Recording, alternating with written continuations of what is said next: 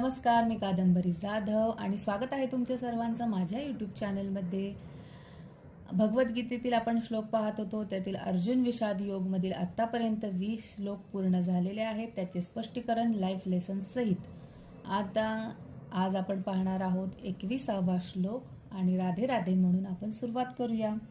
अर्जुन उवाच सेनयोः उभयोः मध्ये रथं स्थापय मे अच्युत यावत एतान निरीक्षे अहम योद्धुकामान अवस्थितान कैर्मया सह योद्धव्यम अस्मिन रणसमुद्यमे. आता इथे खूप उत्साहाने मी सुरुवातीलाच सांगेन की इथे श्रीकृष्णांना अर्जुनाने अच्युत म्हणून संबोधले आहे. अच्युत म्हणजे जो कधीही बदलत नाही, नाश पावत नाही, अविचल नित्य शाश्वत असा, जो कधी चुकत नाही, हरवत नाही, सदैव आपल्याबरोबर राहतो आणि तो म्हणजे ईश्वर. तर अर्जुन म्हणतो, हे अच्युत म्हणजेच कृष्णा, माझा रथ दोन्ही सैन्यांच्या मध्ये नेऊन उभा कर, म्हणजे मी या युद्धभूमीवर लढण्यासाठी उत्सुक उभ्या असलेल्या लोकांना नीट पाहू शकेन आणि या रणांगणात मला कोणासोबत लढावे लागणार आहे ते ओळखू शकेन.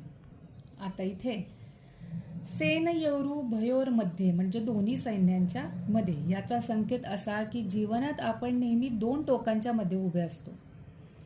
एक बाजू असते ती धर्म, सत्य आणि कर्तव्य, आणि दुसरी बाजू असते ती अधर्म, मोह, आसक्ती. मनुष्याचा जीवन संघर्ष याच दोन टोकांमध्ये स्थित असतो. अर्जुन रथ कृष्णाला नेण्यास सांगतो, म्हणजेच त्याने आपले आत्मसमर्पण कृष्णाला केलेले आहे.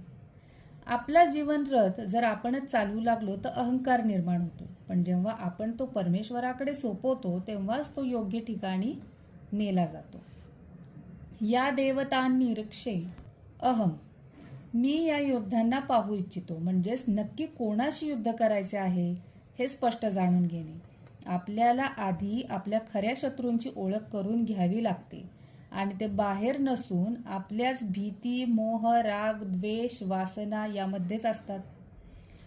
कैर्मयासह योद्धव्यम, मला कोणाशी युद्ध करावे लागेल, हा प्रत्यक्षात प्रत्येकाच्या अंतर्मनाचा प्रश्न आहे. आपल्यालाही दररोज स्वतःला विचारायचं आहे की मी कोणाशी लढतो आहे. माझा संघर्ष बाहेरच्या माणसांशी आहे की माझ्या स्वतःच्या दुर्बलतेशी. तर या श्लोकाचा अर्थ, थोडंसं स्पष्टीकरण हेच होतं. याच्यावरून काय लाईफ लेसन मिळतो ते आपण पुढच्या